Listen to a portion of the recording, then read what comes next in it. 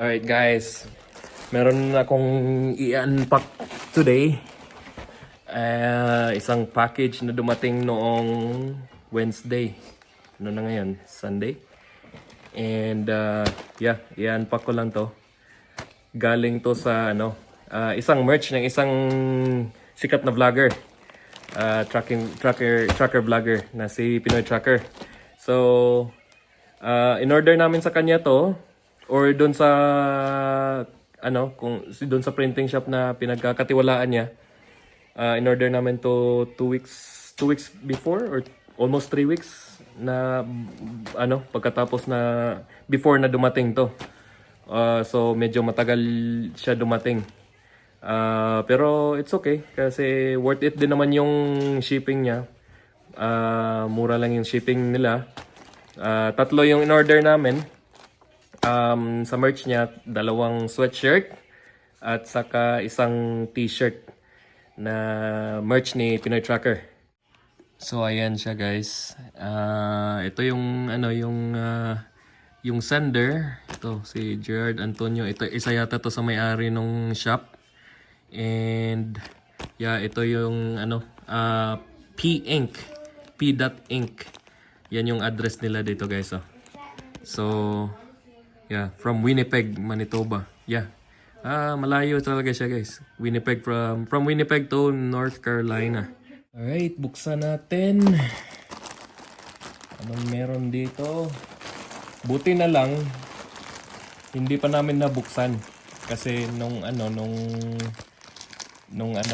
isang araw pa nag-text ako sa kanya na hindi pa dumadating yung parcel o yung package. Sabi niya baka nga raw sinakay sa motor kaya mabagal. So it's okay the day before na the day after nung nag-text ako kay Marco, dumating ito. So naka-tape siya. Siguro na binuksan to ng customs. Kasi naka-tape. I don't think na tinitape nila yan dun sa shop. So ito guys, yung una, I think ito yung order ng wife ko. Yung blue na Ice Road Trucker or Ice Road 2026 pala.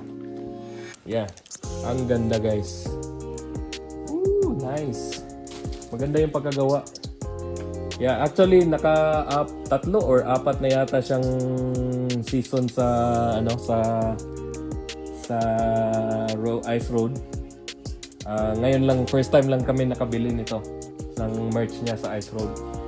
Amoy bago pa guys, mabango yung amoy niya. So yan guys, maganda yung pagka-design. Ayan. Ito yata yung pinaka magandang design dun sa lahat ng mga naging Ice Road merch. So para sa akin, ito yung pinakamaganda. Personally choice. So ito naman sa likod. Yan yung ito din yung nakagandahan doon guys kasi meron siyang map kung saan sila manggagaling and saan sila papunta. Winter Road. So from Manitoba to Northwest Territories to Yukon. Yan yung nila. Yan sa mga mining areas doon sa pinakadulo-duluhan ng Canada. Yan. Yung kasunod guys is yung isa pang sweater. Ibang kulay naman, ito yung in-order ko. So ito pala, itong isa, yung size niya is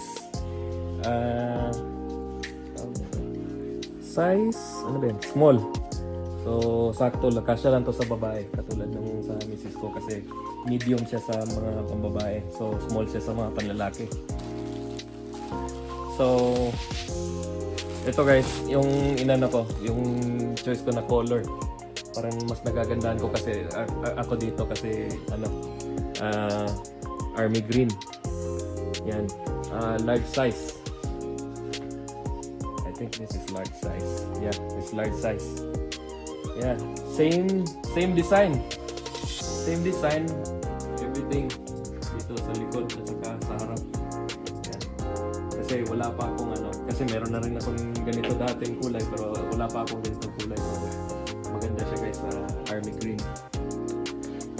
Mabango. Tapos, last but not the least, ito yung t-shirt. Black collar. Small din. So, yeah. Same in design. Pati sa likod, meron din. Parang na ano talaga, na-occupy talaga lahat ng, halos lahat ng ano niya dito sa likod. Yung mga wala na siyang halos space dito sa likod pero hanggang dito lang kasi parang bewang na to dito eh. So, ayan guys. Maganda. Kaya nung nakita ko yung design ni nung gumawa nito, nung pinakita ni Marco dun sa vlog niya. So, parang naisipan ko maganda yung design. So, hindi ako nagdadalawang isip na i-order kagad siya. Yan guys. So, shout out kay Pinoy Tracker. Salamat bye. At salamat doon sa shop, yung P.Inc. sa Winnipeg, Manitoba. Ang layo ng inabot guys, no? From Winnipeg to North Carolina, from northwest of Canada to southeast of USA. Alright. So, okay guys. Ganda. Sana kumuha na lang ako ng t-shirt din. Maganda yung t-shirt, oh. Yan, maganda yung pagkagawa. Try natin.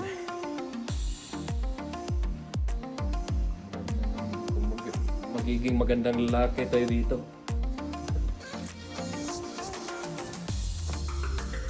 Alright. Gagamitin ko na ito mamayang gabi kasi baka lalamig dito mamaya.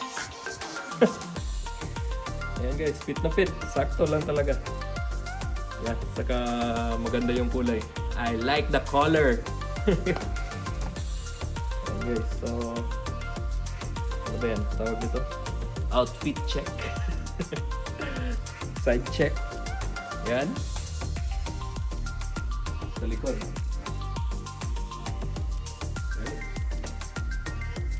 Yan natin na sa likod. Kita pa rin yung print sa likod. Yan. Pareho silang guys. Magandang yung side nila. Maganda yung harap, maganda rin yung likod. Alright!